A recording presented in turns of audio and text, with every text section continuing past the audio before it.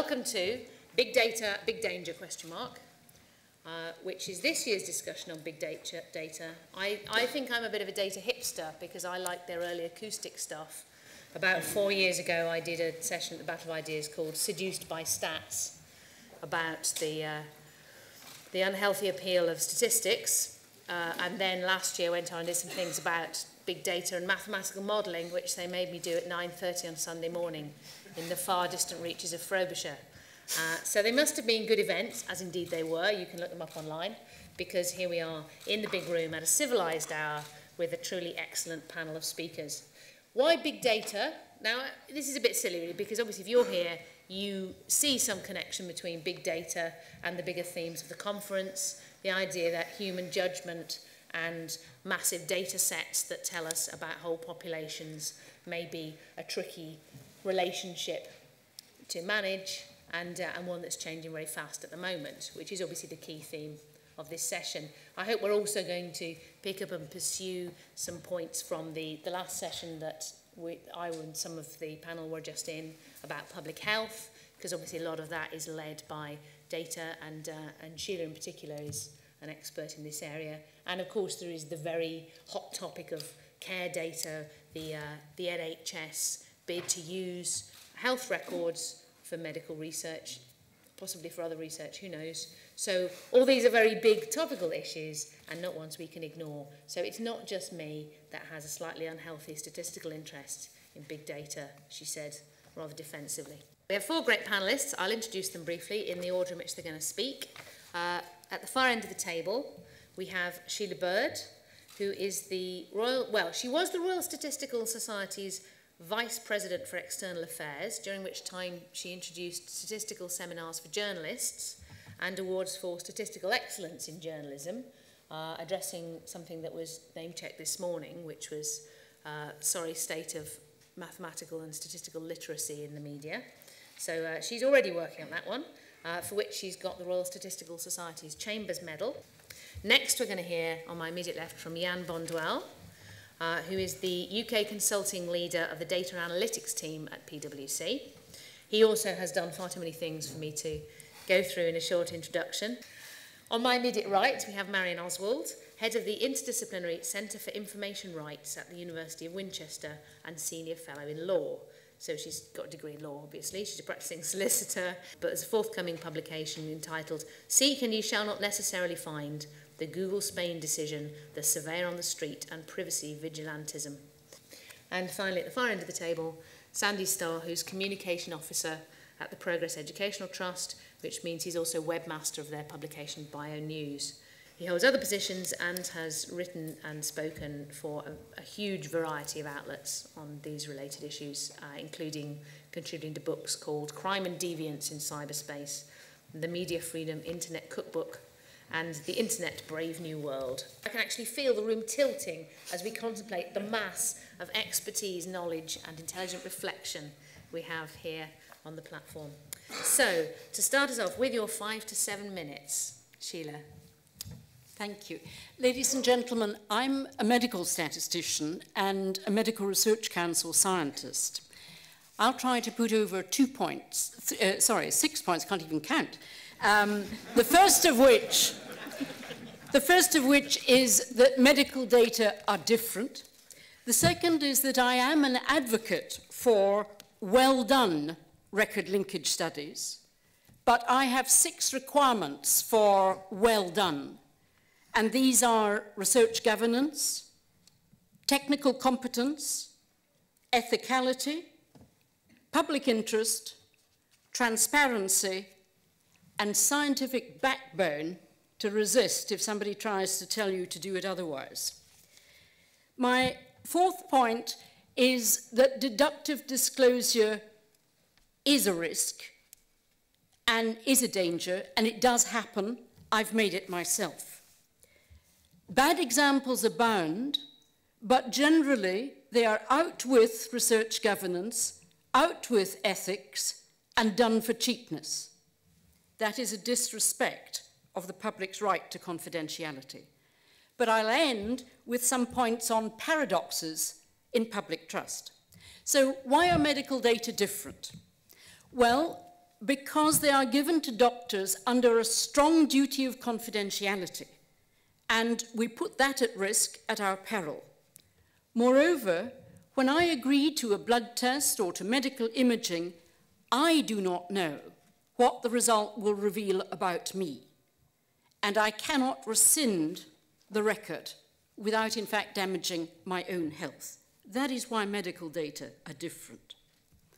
Now, my record linkage, track record, if you like, goes back over about 20 years, includes HIV infections, prisoners, hepatitis C diagnoses, and drug treatment clients, generally hard-to-reach groups. But without consent, ethically approved record linkage studies for the public good can make and have made discoveries, important discoveries. My own research group used record linkage to quantify for the first time the very high risk of overdose death in the fortnight following release from prison for those who have a history of heroin injection. 1 in 200 is dead from overdose within 2 to 4 weeks. Now, how did we do that? Well, briefly, it was as follows. The research team set the eligibility criteria: male, age 15 to 35, at release in July to December of 1996 to 1999. We reckoned this would net us about 20,000 releases. The Scottish Prison Service applied the eligibility criteria, sent a disc with the names, date of birth, and date of release of those nearly 20,000 individuals to the Registrar General for Scotland, who informed us of the prisoner number of those who had died and the cause of death within 12 weeks of release. The research team didn't have names, of course, but we did have the prisoner number. We also had an extra variable we hadn't thought to ask, but the prison service gave us, which was whether the individual was alive or dead on liberation from prison. And when we got the data from the Registrar General, we found that one of the deaths in prison lacked a death certificate. And the Registrar General doesn't make mistakes, and so we courteously informed the Scottish Prison Service that they might like to amend their records. Scottish Prison Service said, no mistake here. What had actually happened was that the named list, which of course we had no right to see and did not see, had been typed with spaces in it. The Registrar General's software couldn't cope with the spaces. The whole exercise had to be redone, and when we finally got the correct results, they were stunning. There were 57 drugs-related deaths within 12 weeks of release from prison, 34 of them in the first fortnight, 23 over the next 10 weeks. If that 10-week rate had applied in the first fortnight, we'd have had only 4.6 deaths. So 7 times higher risk, phenomenally high risk. But it gives me, as a Medical Research Council scientist, an uneasy feeling that but for that variable that we hadn't even asked for, we could have published something that was incorrect. As scientists, we give up a level of control over data for the sake of confidentiality, but it is something that we are giving up. So back to those research requirements.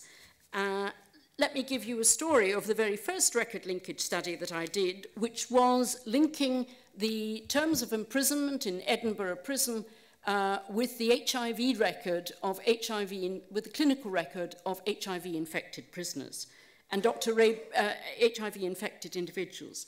Dr. Ray Brettle, the consultant in infectious diseases, and I both had to appear before Lothian Research Ethics Committee to explain the 3 safeguards that we had to protect against knowledge of the HIV status of any individual and also to protect against disclosure about the prisoner record of any of the individuals. So we carefully went through these, which were embedding, use of master indexing, and Chinese walls. I can come back to those. But at the end of it, the committee said, but what if somebody found out what you were doing? And we said, but of course they're going to find out. We're actually proud of the methodology. We're going to publish it and the results, and indeed we will publicize them. And of course, it did pass muster. But it was an interesting reaction. That was back in the mid-1990s. Now, deductive disclosure as a big danger. There was an outbreak of HIV infection at Edinburgh, at Glenuchel Prison in Scotland in 1993, and there were 14 men who were diagnosed as having become infected in the prison. 13 of them had the same virus, the 14th a different, and that 14th man had never returned, never given a secondary blood sample for confirmation of his HIV diagnosis. Years later, in the 21st century, I was doing an audit of fatal accident inquiries into prisoner deaths, and I discovered, made deductive disclosure about this man. He had never disclosed his HIV status whilst in prison. He'd only been out of prison for 3 months before he was banged up again in Shotts, where he died. He died 8.5 years after his HIV infection in Glenuchel, and he died of AIDS lymphoma, having never had any highly active antiretroviral therapy because of his decision not to seek confirmatory testing. And he was still active in the prison drug scene at the time of his death, when, of course, he should not have died at 8.5 years in the 21st century. So I'll end with the bad example of care.data. The care.data fiasco. The plan, as you may know, those of you who got an information sheet, was to slough off your GP record with your name still attached to it, unless you, the patient, had opted out. The information sheet was dismal. It would have failed ethical scrutiny, and those who were prepared to receive those named data had lacked the scientific backbone to defend your and my interests. And so there was a professional outcry from computer scientists, from statisticians, from doctors. So we have to be wary that the requirements for good science are met. Thank you, Sheila. It's very important we're reminded of the potential benefits from the use of big data sets, because while there are pitfalls, the kind of thing we can find out by looking at massive populations are obviously also hugely important. Yeah. Thank you, Dimendra. Good afternoon, everybody. I'm delighted to be here, listening, obviously, and contributing, hopefully, to the debate. Title is Big Data, Big Danger. I'd like to add 3 dots and big opportunities, question mark. You've heard, you've read the press, and you're doing your own research, plus we've heard Sheila talk about some aspects of big data, and most people have relatively strong views about that. I'd like to make a few small points and then start maybe having a few anecdotes. First, let's start with the definition, which is assumed all the time and often misunderstood. It seems to mean very different things to very different people. For me, I'll just give you my definition because no definition is wrong. Big data is the ability to use lots of data to support decisions. That initially begs 3 questions. The first question is what kind of data? I'll start with where I live, and that's given by the GPS in my phone. If you just look at it, you'll see that I spend more time there than anywhere else, and it's accurate at 3 meters. Who lives with me or next to me? What I read and what I buy on the internet, and that's through the cookies that we all love to keep. How I use my phone, an iPad. How I use my car, again, the GPS, what I buy through credit card, debit cards, any electronic payment system, what we watch on TV. And by the way, I said we. I have a wife and 3 grown-up kids, so that is a little bit more mixed up as a signal. Or listen on radio through the DAB system. It also tells you what our neighbors are like through postcode, socio-demographic, and behavioral data.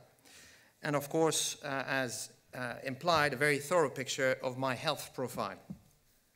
There's one thing that all those organizations do not know, or at least they should not know, it's my name. So everything else is known, my name is not known, it's been replaced by numbers. Second question, and third question, data to do what and for whom? two things here. We can use big data to improve health, to improve security, detect frauds, and the list goes on. In which cases, the beneficiary overall is society, and that means all of us in general. Big data can also be used to help me get a cheaper car insurance, for example. It requires me fitting a black box on my car that monitors how I drive, ideally with respecting all the speed limits. I won't say more about that. And ideally not erratically driving in Friday night or Saturday night. If that's the case, if I behave properly, I benefit because the car insurance I get is actually cheaper. The car insurance actually benefit also because they have less uncertainty about handling my potential claims. And by the way, the manufacturer of the black boxes benefit because they sell one more. And that also means the employees of the black box manufacturer benefit because they have a little bit more jobs. I'll now shift to the topic of automatic decisions. Big data, for some, imply decisions are made by computer programs automatically. And immediately, alarm bells ring. I think I can hear them. Let me look at two examples. First, you will probably know that many organizations are already equipped with software that processes invoices. Very boring invoices, but it's kind of important. The software checks, is this invoice matching a contract we have? Has it been authorized by the approved person? Is this the amount within the authorized band of payment? And obviously, do we have enough funds to pay now? That saves the organization time and improves accuracy, which means suppliers can be paid much faster. When the software packages doing that are well-tuned, the entire payment process is more efficient and effective. That seems to me to be a good thing. Although some in the room probably would say, but that's not big data, that's just automation of repetitive, standardized tasks, which is actually quite true. So where does big data comes into invoicing? It's the next step. First, if you have the data of all the payments of invoices that you have in an organization over years, you can start having a much better picture about who you pay how much and when and all those kind of things. It's descriptive, if you wish, of how much you spend as an organization. By the way, that could apply to individuals, but I don't recommend it. That's quite depressing. The second thing that you can do after that, once you have a good picture of what you spend, and you can start predicting what cash you're going to need because you start having some ideas about where your cash is going to be in paying your suppliers. It can also detect abnormal payments. It can also ultimately identify whether you have suppliers that present too much risk for you. Perhaps you have just one supplier in one area. And all of that is starting to move into big data. Second example builds on my car insurance example. What happens if somebody in my family, certainly not me, starts driving the same car and systematically go over the speed limit, sometimes massively, or drive much more erratically than I would drive on Friday and Saturday night, and probably systematically? The car insurance may actually stop the insurance and terminate the coverage. That's not great, but I should have known, right? So we're going back to things that you are essentially warned in advance. So that's a simple example, but then you can carry that to health coverage. And there's been a lot of discussion about health coverage. That may depend on your state of health. That happens in the US. It doesn't happen here. And for example, when your DNA will be known, which could happen, it's getting much faster, that would be a problem. I'm going to start wrapping up. It's easy to predict that big data applications that helps bringing organization much more effectively and effectively will continue to grow. Other applications where the stakes are much more personal are difficult. So I'll talk about three things that I think need to happen: an increased awareness of what data we have, increased choices, and building trust. First, awareness. Do we know what data about us is stored by whom and how much? So I've checked a little bit at work. We've asked a few questions. I simply asked the question, how many sources of data do you think people own? And I've personally stopped counting at 50. If you want to think that through, it's quite interesting. Start with your phone and see how many you have. Second things is on choices. Are we truly given a choice to let our data being collected, how much, stored, where, aggregated with other data from what sources, again, we don't know, passed on, sold on, to whom, and for what purposes? I think a lot of work needs to be done in this. Finally, trust. I've mentioned my 3 adult children. The debate is raging at home. Should we or not be bothered about sharing our data and trusting organizations to use our data ethically? Traditional line at home is, if you don't have anything to hide, why would you worry? My answer usually, which is a little bit generation dependent, I recognize, I don't believe I have much to hide. I am absolutely sure I do not want to share all of my life with every organization. And I'm still pretty sure I'm not paranoid completely. So I think if you, so awareness, choice, and trust, that nicely spelled for ease of remembering, ACT. I think that's something we need to work, all of us together, both the public, which by the way we're all in it, and the organization. Alex Pentland of MIT talks about the need of a new data deal. My colleague Carlo Gagliardi talks about putting the customer in charge of their data. I think this is very important to promote more awareness, more choices, and more trust. One final observation, if I may. I think I'm still within the time. No. But make it anyway. You know that when we stop exercising, the muscle mass just kind of shrinks. If we continue to see more decisions being made by software algorithm, artificial intelligence, any type of automatic things you want, I think we'll lose opportunity to practice decision making. Obviously on the most simple one. And so on the one hand, it will save time. On the other hand, fewer practice. What happens with fewer practice? That's a conundrum for me. I'm not too sure whether the long-term effects we will compensate and will be good at different types of decision making, or we'll have lost the ability to make good decision making.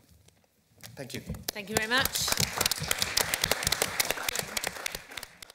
This session is called Big Data, Big Danger, so I'd like to talk about 3 big dangers. Firstly, the danger of generalization. We have a debate about big data that becomes polarized into a black and white, big data is good, big data is bad argument, and we lose the specifics. Secondly, there's a danger of too much focus on technology and the collection of data and not enough on how data is being used. And thirdly, we admit defeat when it comes to the law on the basis it's all a bit too hard, we don't understand the algorithms or the technology anyway, so we can't do anything about it. So, returning to my first danger, the danger of generalization, I'd like to read to you this definition from the management consultancy world, and I should emphasize it's not written by PwC. Big data is high volume, high velocity, and high variety information assets that demand cost-effective, innovative forms of information processing for enhanced insight and decision making. I have to say I prefer Jan's definition.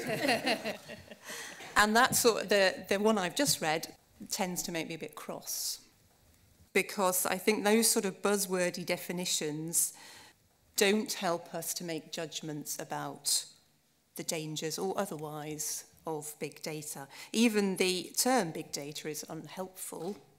We might be talking about very large data sets or different sources of data, or a little bit of data about lots of people or things, or lots of data about a small number of things.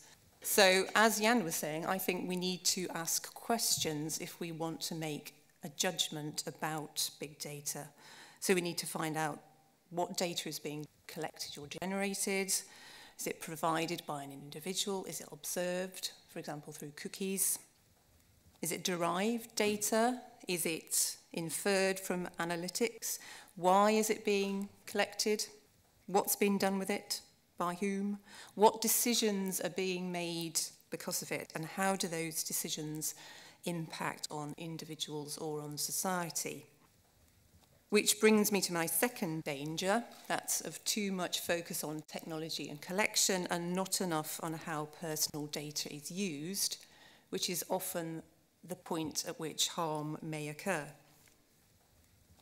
Data protection law has tended to focus on data collection as at the key point that the individual is given choices, and on suppression of data as a way of protecting individuals from harm, such as the recent right to be forgotten decision.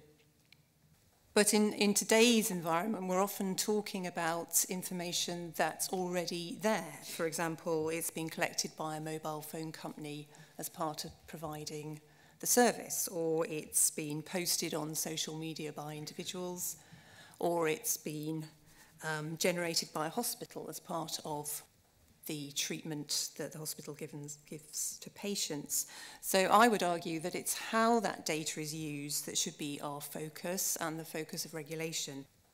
So if we go back to the mobile phone data, that data might be used by the provider to market other products to the customers, and we might say, fair enough, provided they stop if we ask them to. The company might pass aggregated data to a local council to help that council monitor traffic speeds or decide where to repair roads. And again, we might say fair enough, provided that there are no names attached and we can see the public benefit of that.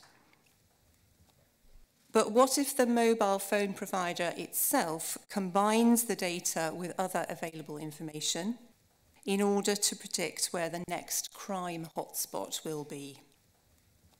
It sells the results of its analysis, so not the data itself, to an insurance company, which then ups the home insurance premiums of people living in that predicted crime hotspot. So what's the harm? The mobile provider has not passed on any individual details. It anonymised the data before carrying out its analysis. And this type of analysis has actually been carried out by Pentland from MIT and others using human behavioural data from mobile phone activity in London, so maybe some of your activity in this room, in combination with demographic data, with the authors claiming that their analysis increases the accuracy of prediction of hotspots when compared with other methods, something like from 64% to 70% accuracy. But again, alarm bells might be ringing with some of you in the room. Why?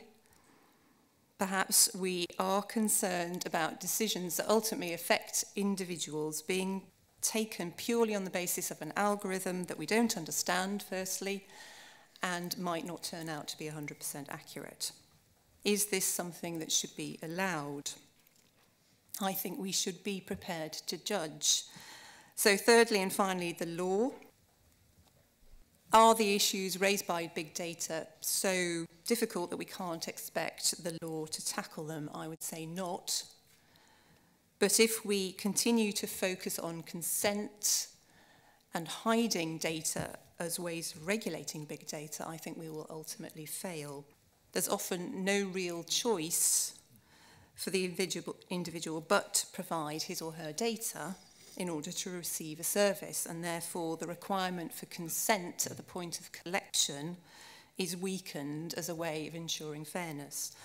So we don't want a data collection free-for-all, I'm not advocating that, but I think that equal or even more focus needs to be put on use of data. So if we as a society wish to prevent or minimise use of information that may be damaging in particular contexts, we should implement rules to do that by way of laws in some circumstances.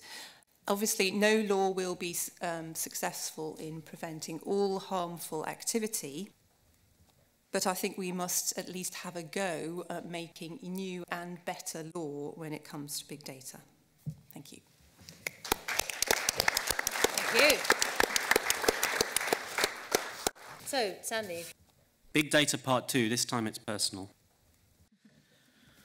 When Timandra and I discussed this subject at a Battle of Ideas debate last year, I made a lot out of the metaphor of low-hanging fruit for big data, meaning something that's abundant, previously tended to be overlooked. We now have the means to collect it in vast quantities.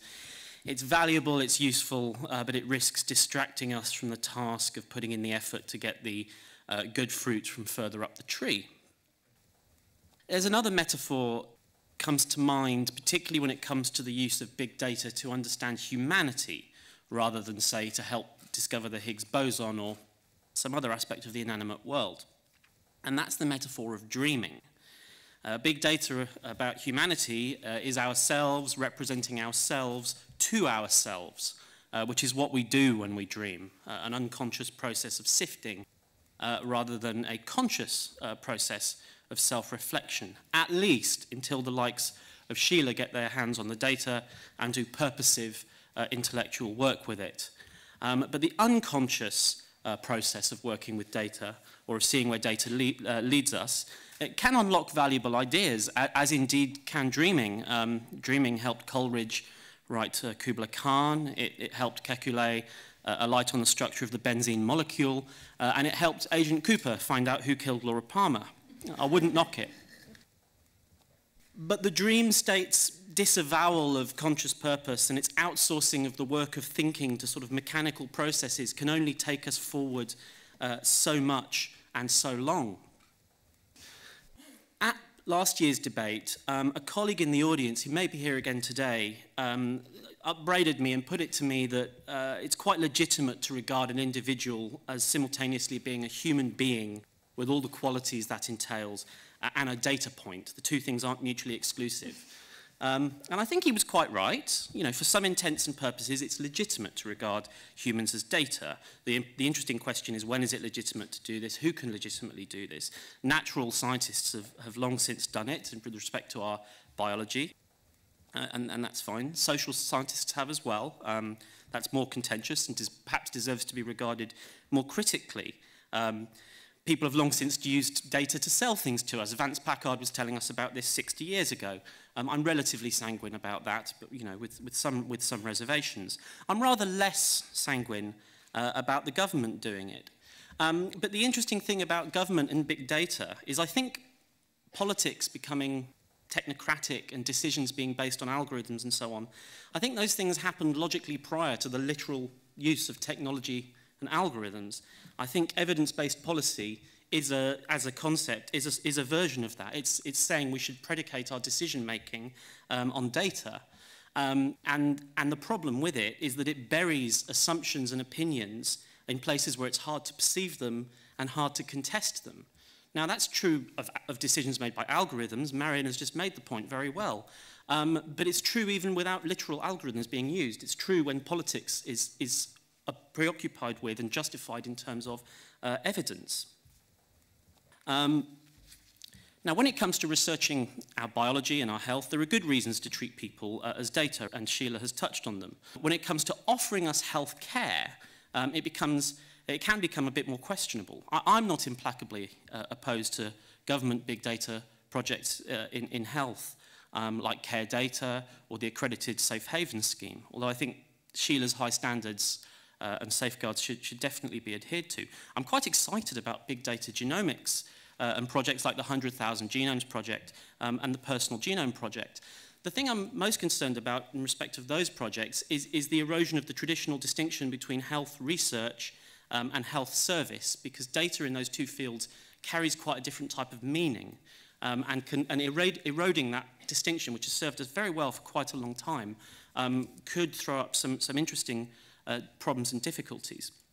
But perhaps the most difficult question we face, even notwithstanding what scientists and technologists and politicians do with data, is all of us forgetting how to regard ourselves and one another as something a bit more than data.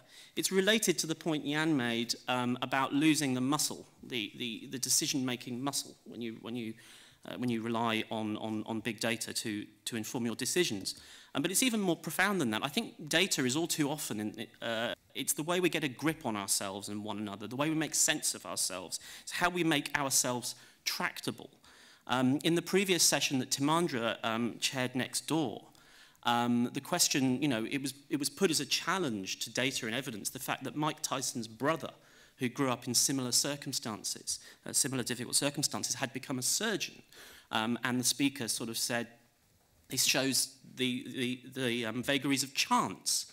I don't think it shows the vagaries of chance. I think it suggests Mike Tyson's brother did bloody hard work and quite deliberately became a surgeon. I don't think he did it by accident.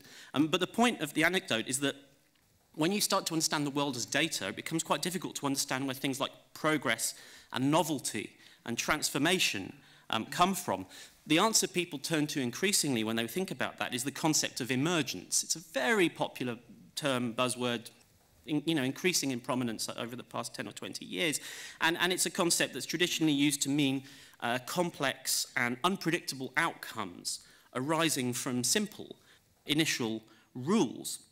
And increasingly, the social dynamics that distinguish humans, the process that's going on in this room at this very moment, all of us here are sharing and developing ideas together.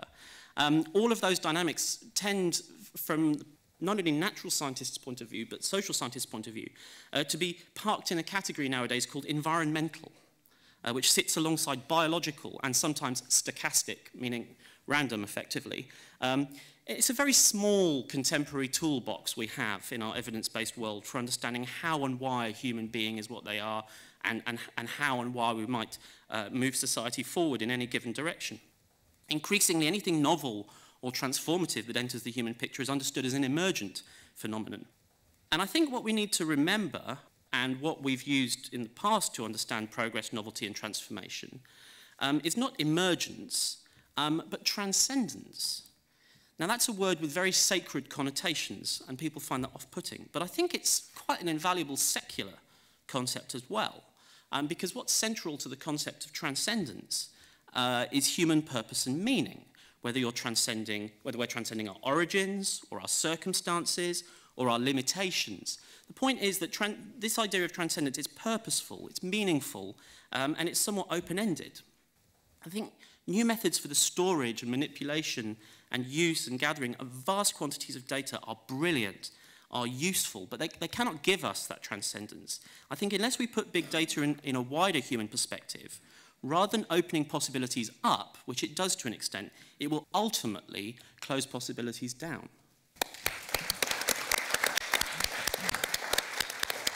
Again, got in just for the red card. Well done. Well, I have to say, on average, the population of speakers exceeded their time. And with that in mind, and also just the fact that this is a slightly shorter session, it's an hour and a quarter session, and I see there's a lot of you here, I'm going to come straight out to you to make some points and questions.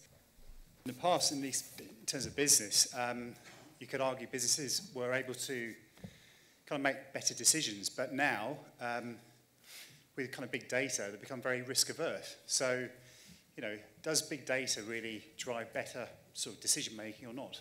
Is big data a platform for better judgment, or is it just a sign of more risk aversion in decision making, trying to hedge your bets and protect yourself, that kind of thing? Okay, good, thank you. I can sense some skepticism in the panel in terms of the value of the big data. So then it's kind of interesting to hear your view.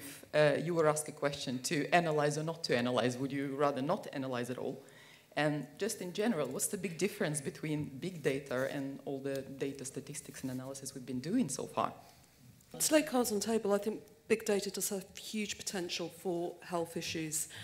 But I do have some concerns around data and decision, and particularly in relation to data disembodied from a social relationship. And a term I heard in a debate yesterday, which was liberal paternalism. I am not a liberal paternalist, just to be clear on that matter. But particularly, and I think these things are tricky, particularly when Sheila was talking about a really tragic case in which somebody was HIV, and you could see that, you knew that. They didn't declare it, and 8 years later, unfortunately, they died. And then you've got the prisoners the ex-prisoners that you were tracking for problems with drugs and what would happen to them. At what stage do you say people have a volition to act as they would? And at what stage does data come in and start seeping into the relationship between a GP, for example, and somebody who might be suffering from drug addiction.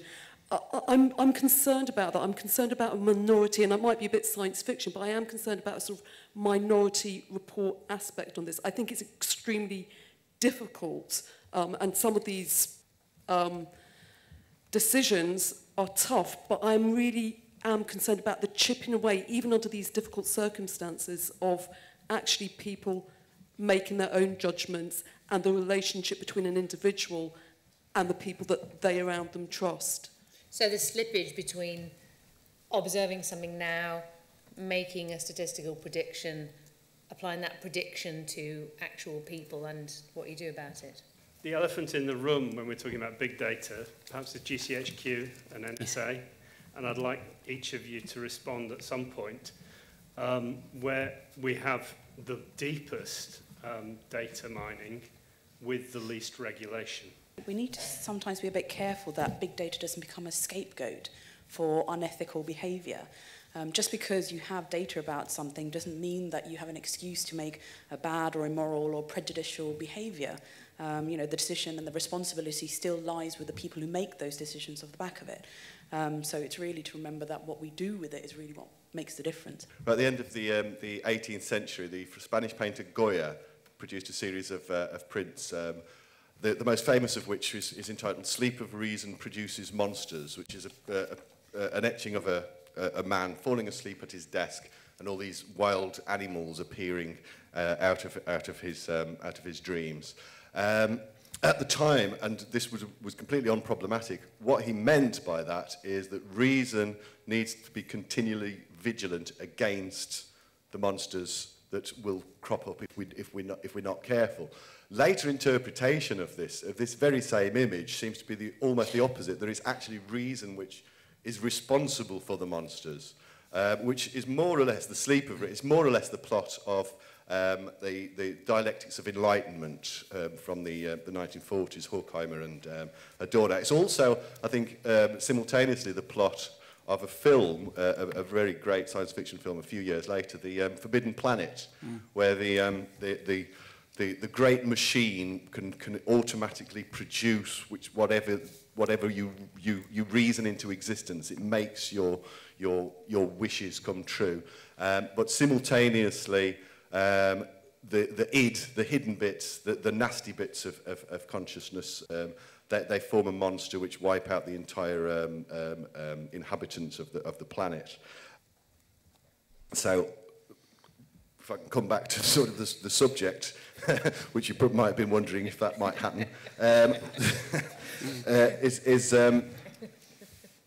the picture that we're being given about, about a big data is largely sort of, well, the problems or maybe the benefits that come through the sort of less conscious, the emergent, as Sandy put it, aspect of this. But what happens in light of this when actually reason itself has largely come to be seen as far less fruitful and far more toxic than previously used to be the case. We've done a research survey over the summer, 1,000, we call them executives, self-declared, on organization, and it's really focusing on whether people use big data, data analytics to support big decisions for their organization. Organization can be large and small, government or not, NGOs.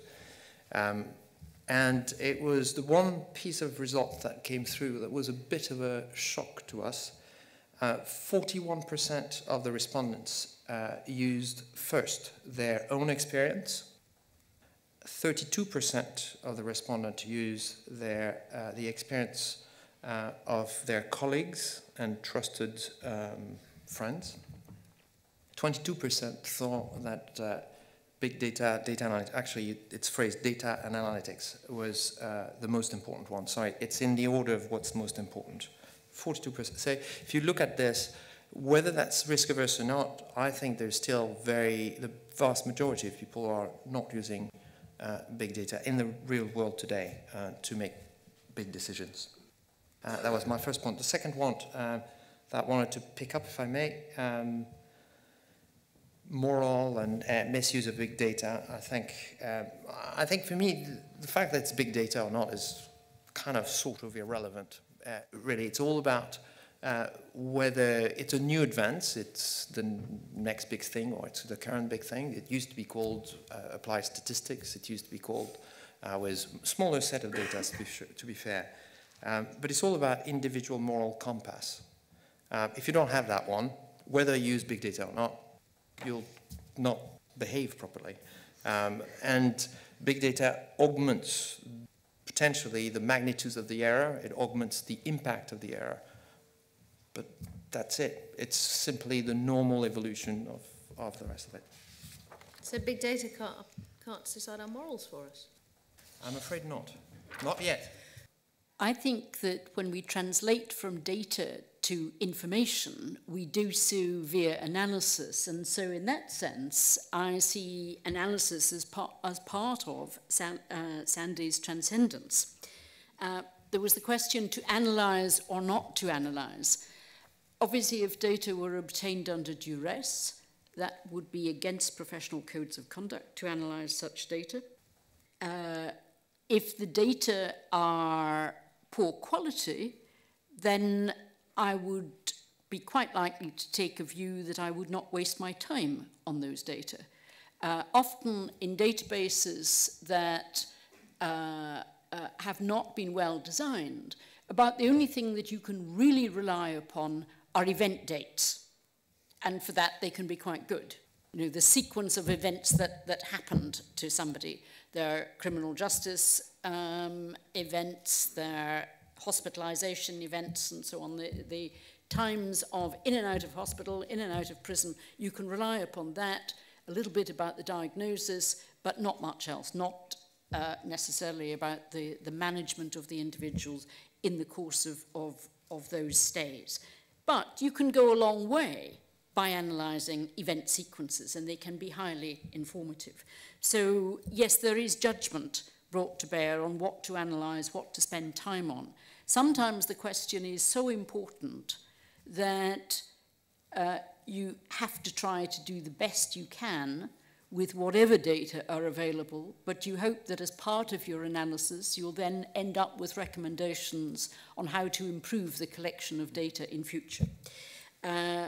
On the question of the HIV-infected prisoner, of course, it was that man's choice, and his choice about his health we have to respect. But in terms of the overdose death soon after release from prison, of course, we don't stop at having identified the high risk. We then set about, and the prison service have set about, as well as we, trying to test interventions that will bring that risk down.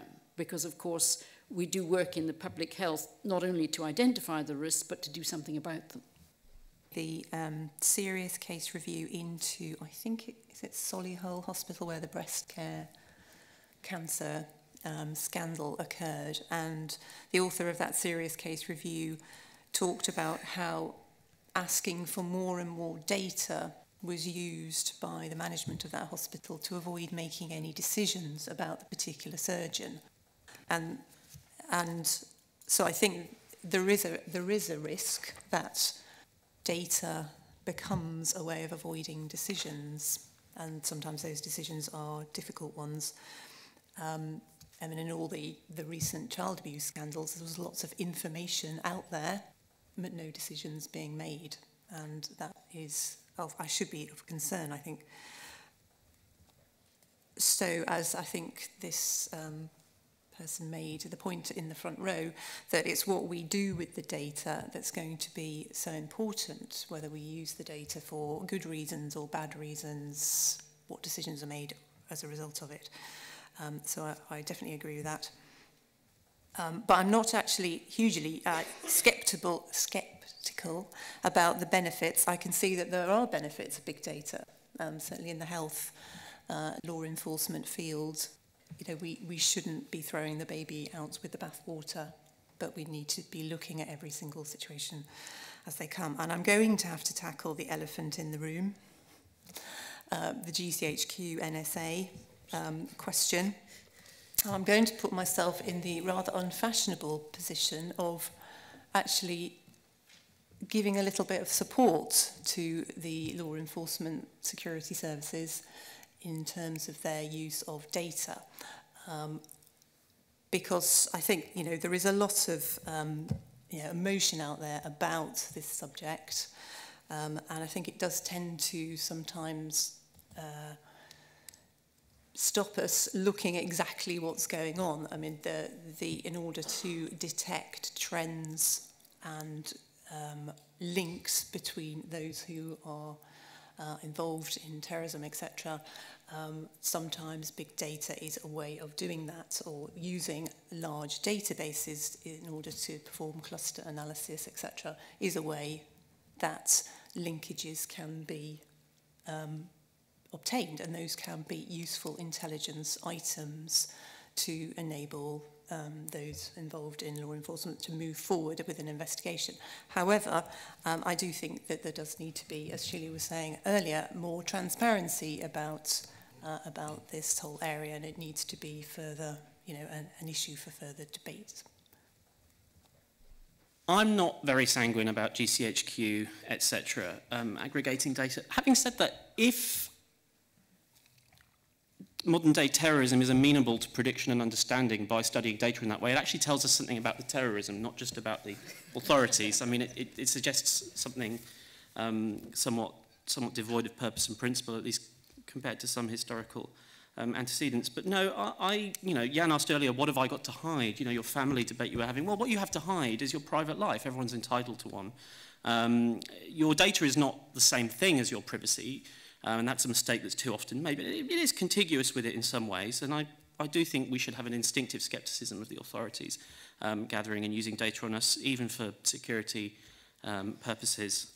The interesting thing about moral decisions and data being used as a scapegoat, following the mid-staffs scandal, there were some very interesting policy announcements and interventions by David Cameron and so on, you know, effectively trying to make compassion, something that could be understood as data. You know, a target, you could have compassion targets, you could inculcate compassion in people, you could train it, you could make it a condition of someone's nursing degree, all of which completely fails to understand what compassion is and actually kills any possibility of it. It's something freely given by an individual human, or it's nothing. You know, you will and I find it interesting that we're ascribing so much agency and importance to data at the same time as effectively trying to turn healthcare professionals into machines through the way we talk about them. I mean, there's schemes to help people understand compassion involving iPad apps, dummies in pajamas, what's called a human patient simulator. You know, the data approach to compassion in healthcare is a really stark example of a complete failure to understand what compassion really is, what human beings really are, and why it is they do what they do. I'll leave it there for now. Okay. I know you want to chip in on GCHQ, but I'll come back to you. We have time left for another round of questions. I am a big advocate of big data and what I think it can do in the future. I think what it will do for productivity, etc., for supply chain management, etc., etc. I think those things are going to be absolutely transformational. But there are some big political, ethical, moral questions that have to be asked. And the question that I'd like to raise with you is what I refer to as this kind of algorithmic fatalism. That what's going to happen is that we're going to have all this data collected about us and what we do in our lives. And this is going to be presented back to us to try, basically when it comes to business, is to sell us more stuff. Okay, so you bought a book on Amazon last week, now you're going to, this is what you should be reading next, or etc. So it's kind of this idea that somehow our lives can be made more meaningful by having this data presented back to us, which in fact, I think this talks very much to what Jan was raising and what Sandy spoke about. It's about the precision of algorithms now being presented to us as having better outcomes for us and actually elevating this above our own subjectivity and above our own decision-making ability. And that's a very fundamental transformation and a shift in the way that we look at these things in society, because I think that's got huge implications for the future. Descartes made the point, I think, therefore I am. What is it going to be in the future? You know, I think I exist, or at least there's an app that says I exist because it's collected data and it's been presented back to me. This is what I should be doing next. I think there's a very big difference between the human beings being the subject of all of this rather than our data then becoming the subject and us becoming the object. Twitter, ergo sum. I just wanted to know the panel's viewpoint on open data, specifically health. There's a lot of research being done out there, and allowing hackers or anybody out there doing research, specifically going back to Sheila's point about research backbone. Two quick questions. One, much of the discussion has been about, to some extent, the precautionary principle if you come from environmental science. But does big data only mean big personal data, like big data about individuals? And secondly, there's been less discussion about the questions we could answer using big data, all about the risks of it. Like, what problems are we trying to ask, what things are we trying to solve? The issue of using big data to make decisions and whether we're okay with that or not. I actually develop software for a living, admittedly not in big data. I'd kind of divide this down the middle into two lines. If you're making decisions based on big data, these algorithms, you know, people write these algorithms. Jan spoke about you know, our reasoning muscle, if you will. You know, there are still people behind these algorithms who are doing the reasoning, so I'm not sure big data is absolving humans of reasoning altogether.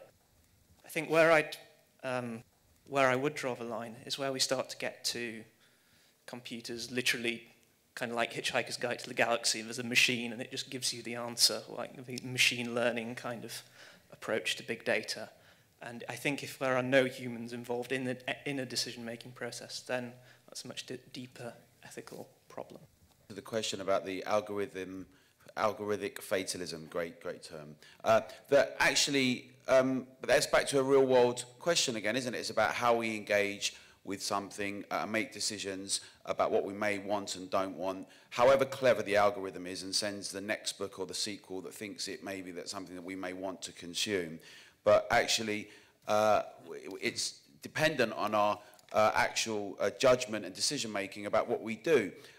I do want to reiterate this thing about the obsession with evidence, though, and data, and sometimes as a substitute for actually making decisions. Because even during this weekend, I've been at a lot of panel discussions where quite prominent speakers have talked about the absolute evidence being out around certain issues. It may be to do with certain kinds of music and attacks on certain types of people. But there have been a range of examples where they say, you know, the evidence all proves this.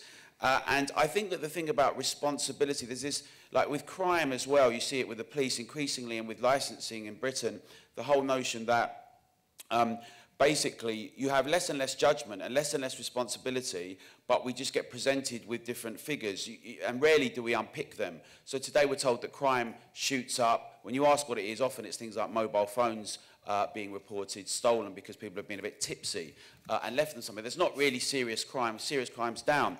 And I guess the point is really that we should, it seems to me that we should seize the technology and use it for empirical and for logistical reasons, but then in other areas of life, in education, in terms of philosophy, who we are, and other areas, that's where we should be promoting judgment even more. My comment also is related to the decision muscle. After 10 years as a statistician working in evaluation research, I'm usually, at the end of each project I've worked on, faced with policy makers, implementers or something, just sitting there and saying, okay, please tell me what I'm going to do now. And so I think it's not only people themselves, it's not only the researchers, it's also, or the programmers, thank you for that point, but also for those on the receiving end of research. We ought not to think that big data is synonymous with complete data. And I think what happens is the language set gets a little bit science fiction-esque in that we've got a complete data set. It's not true. Check the Decode program out from Iceland, where the whole of the Icelandic population had their genes screened, data was passed in. Turns out many of the fathers who were written down as the fathers weren't. Destroys the program absolutely immediately, because the data, though big and not complete, even if you have big data and complete, what you do with it is pretty tough. Think about weather systems, think about climate change modeling, think about tracking aeroplanes through the sky. There worrying aspects of where you remove human beings from the process of collecting data. So, for example, I'm thinking of how children are dealt with, particularly between education and health at the moment. So, for example, a whole range of questions that may be posed to a nursery worker about a child. So, for example, they're asked to monitor a child. Are they late for school? Do they look tired? Are they messy, etc.? So all this information can be compiled and then passed on to a paediatrician. So a range of judgments have been made about this child by professionals before, say, for example, a paediatrician makes a judgment about the situation of a child, which may, entirely be innocent. The situation may be entirely innocent, but a kind of judgments have been made already without humans being involved in the process. So that the wrong questions that are being I'd question the questions that are being asked in the first place. There was a brief mention about consent, and I want to come back a bit to consent about the intersection between technology and law. And that's how, consent is based on trust. And the problem is that the data that we can give consent about is based on what we know about the context and the use today.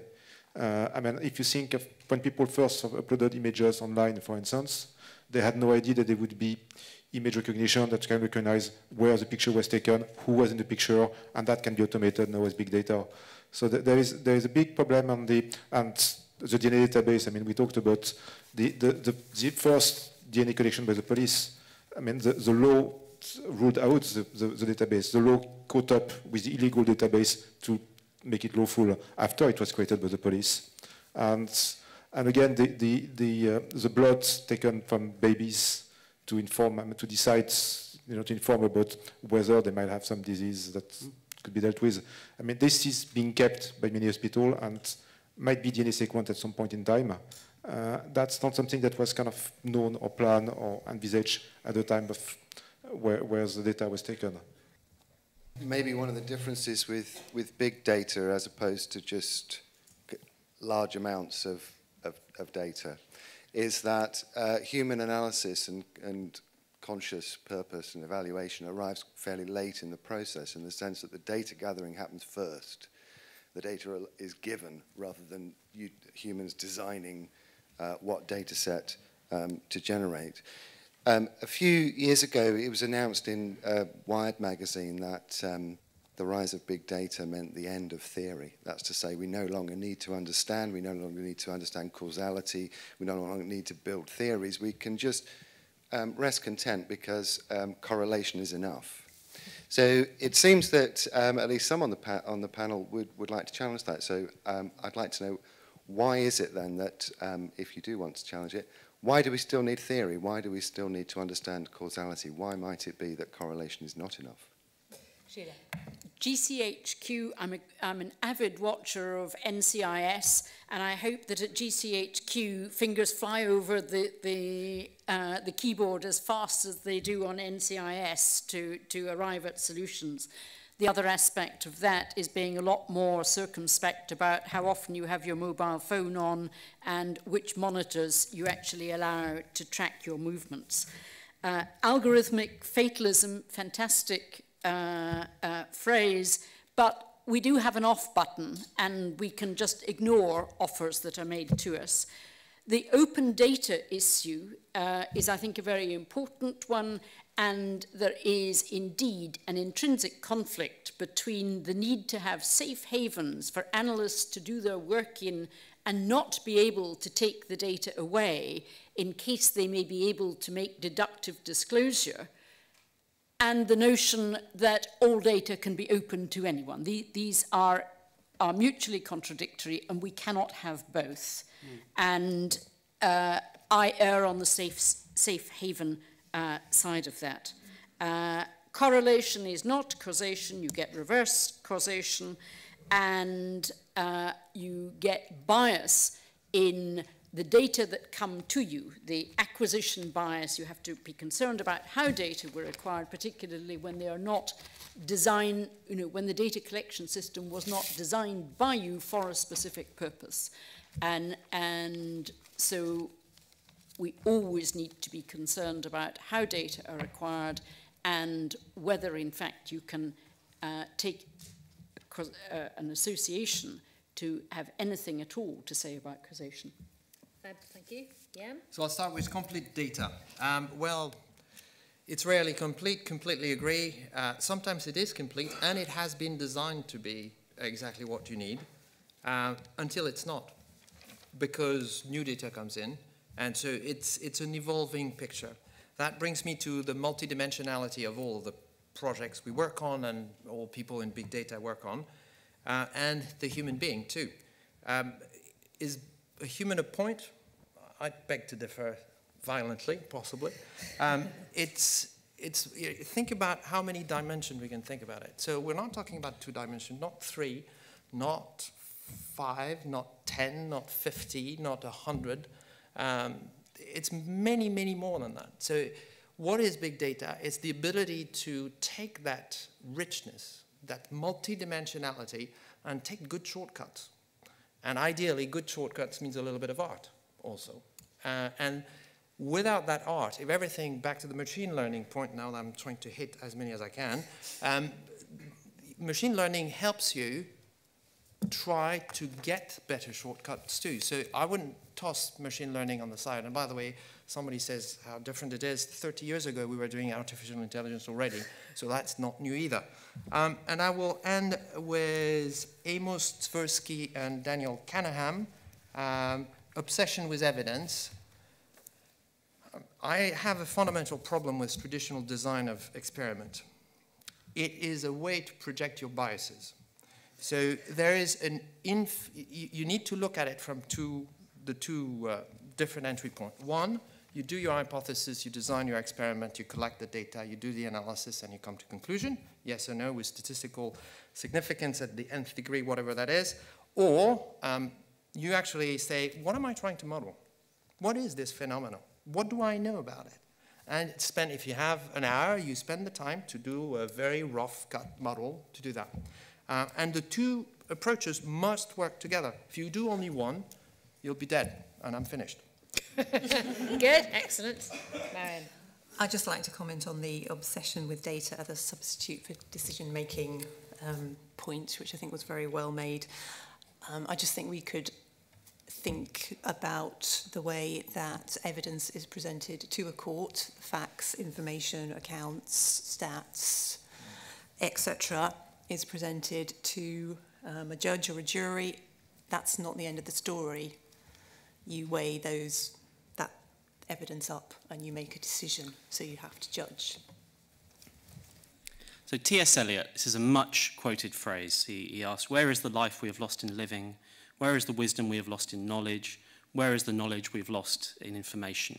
This has been quoted many times in debates about information technology. And the observation that conventionally follows is that if T.S. Eliot were alive today, he would have added the line, where is the information we've lost in data?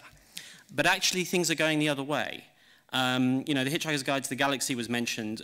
Google is moving on from its knowledge graph to what's known as the knowledge vault, described as, I quote, a single base of facts about the world and the people and objects in it. Google is using the term knowledge to describe what's extracted from aggregate data using algorithms. Sheila was quite right to describe analysis as a process that helps transform data into information into knowledge, and the human work that's involved there. Google is using the word knowledge to describe its vault.